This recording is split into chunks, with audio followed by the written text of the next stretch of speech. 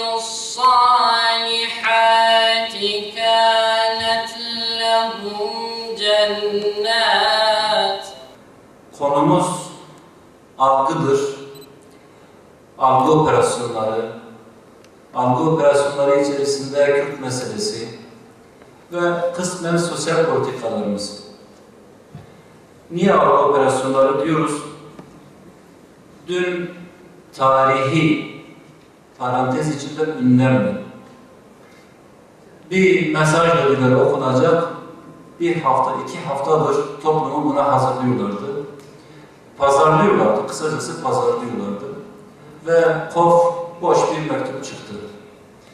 Algı neydi?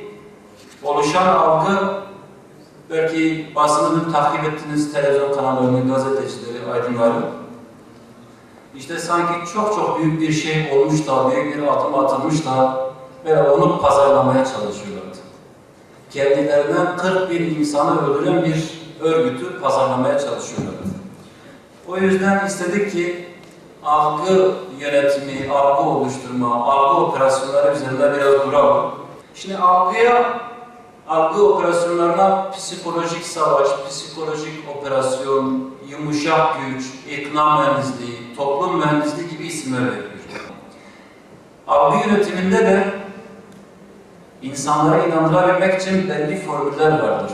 Propaganda yöntemleri vardır.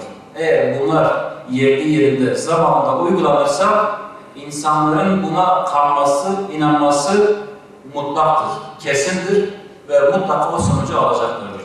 O yüzden buna ikna mühendisliği de deniyor, toplum mühendisliği de deniyor.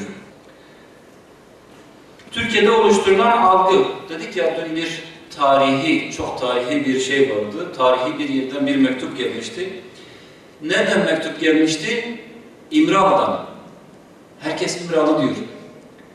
Şimdi ne zaman bu İmralı'ya dönüştü? Abdullah Öcalan ne zaman eşittir İmralı oldu? Farkında mısınız bu oyunun? 2011'den beri Abdullah Öcalan denmiyor. İmralı deniliyor. Şahsen benim İmralı deyince zihnimde böyle oluşan şey şu, işte 4 tarafı suyla çevrili, yeşil, güzel bir adam. Yani aklıma hiç bebek katili birisinin orada olduğu, hiç 15.000 kişiyi infaz ettim kendi adamlarından diyen birinin olduğu bebek katili gelmiyor. Böyle bir ada geliyor. Niye böyle oldu? Yanlışlıkla mı oldu? Kesinlikle yanlışlık yoktur. Ve bu pazarlamanın içinde de hükümet vardır. Bakın 2011'den beri İmralı deniliyor. Abdullah Öcalan denmiyor. Abdullah Öcalan dendiği zaman insanların zihninde terör başı. İşte asıl suratlı bir cani geliyor. Negatif bir çağrışım var. İmralı deyince yani pozitif de olmasa nötr, böyle durağan, yani his yok. Bunların hepsi algıdır. PKK için kullanılabilecek nedir? Militarist, sosyalist Kürt hareketi. Evet, bir Kürt hareketidir. Türkiye nüfusu ne kadar? 75 milyon, 77 milyon. Kürtlerin yaklaşık nüfusu ne kadar? 25 milyon diyebiliriz. Yani Türkiye nüfusunun 1/3. HDP'nin aldığı oy nedir? 2,5 milyon. 2,6. Çocukları da sayarsak 2'ye katlayalım, 5 milyon. 25'in 5'i, yani 5'te 1. 5'te 1 nasıl çoğunluk oluyor? 5'te 4 olsaydı anlardım. Bak, Kürtlerin siyasi hareketi derdim. Oy almış, oyuna göre konuş derdik. 5'te 1 almışsa nasıl Kürt siyasi hareketi oluyor? Kürtlerin hepsinin temsilcisi konumuna getiriliyor. Bunlar pazarlama teknikleridir. Kemal Sunal filmlerini izlemeyen yoktur. Oradaki imam tiplemeleri, hoca tiplemeleri nasıldır? Üçkağıtçı, kara borsacı, haram yiyen, paraya tamah eden, para için gerekirse işte dinini adeta değiştirebilen, hükümleri böyle rüşvetle yok sayabilen tiplemelerdir, değil mi? Böyle kaba sabadır, pistir.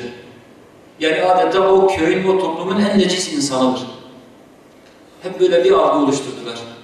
İnsanların bilinçaltına İslam'ı temsil eden kişiler, hacılar, hocalar, imamlar hep bu şekilde yerleştirildi. Kimdi bu filmlerin senaryosunu yazan ya da kimin eserinden alındı? Aziz Nesin. Kemal Sunal'ın birçok filminin kaynağı Aziz Nesin'in romanlarıdır, öyküleridir. Oradan alınmış, sinemaya uyarlanmıştır.